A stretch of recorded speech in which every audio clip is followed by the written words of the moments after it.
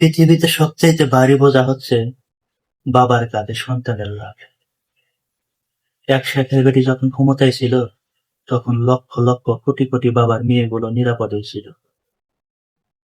এই মাসুম বাচ্চা রামিসার হত্যাকারীর বিচার চাই, এই রামিসার হত্যাকারীর ফাঁসি চাই। তার ফাঁসি হতে হবে, তাকে ফাঁসি দিতে হবে। সবাই একটাই আওয়াজ তোলেন, রামিসা হত্যাকারীর বিচার চাই, রামিসা হত্যাকারীর ফাঁসি চাই। কোনোদিন একটা মানুষকে আমি সরি ছাড়া তর্ক করি নাই ভাইজান। তা আমার এই 8 বছরের মাসুম একটা বাচ্চা কি অপরাধ? আমি এই কলজাটা ছাড়া আমি থাকবো কেমনি? আমার এই বাচ্চাটা আমি ঘরে ঢোকার আগে ফ্রিজের মধ্যে আমার জন্য শরবত বানায় রাখে। আমার বড় মেয়ে না, আমার ছোট মেয়ে 8 বছরের মেয়ে। বাবা শরবত ছবি এখানে লাগাই রাখছে, বাবা তুমি আমাকে নিয়ে যাবা।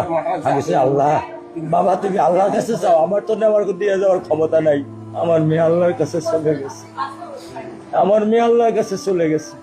আমার মাসুম এই বাচ্চাটা কি অপরাধ করছে নির্মম ভাবে আমার বাচ্চাটারে হত্যা করলো? কি আমার ক্ষতি, কি আমার অন্যায়, কি আমার দোষ? আমি একটু জানতে চাই আপনাদের কাছে। আমার যদি কোনো দোষ থাকে, আমার কোনো যদি অন্যায় থাকে, প্রকাশ্যে আপনারা আমার ফাঁসি দিয়ে দেন। আমি এই বাচ্চাটা যারা আমি থাকবো কেমনি? আমি কেমনি আমার এই কলজা টুকরা ছাড়া আমি থাকবো?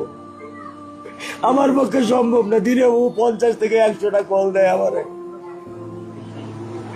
বাবা তুমি কখন আসবা, বাবা তুমি কখন আসবা, বাবা তুমি কখন আসবা। 8টা বছর আমি আমার বুকের এই ঘরে ঘুম পাড়াইছি। আমি আজকে আমি কার সাথে ঘুম আসবো? আমি কি দিয়ে মনে সান্ত্বনা দিব? আমার অপরাধ কি?